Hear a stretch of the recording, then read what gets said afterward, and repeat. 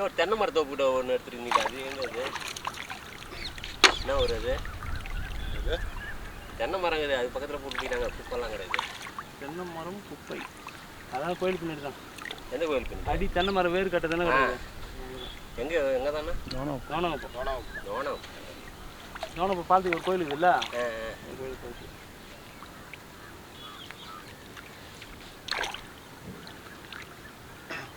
ஆரம்பத்தில் ஆரம்பிச்சது நாங்கள் தானே.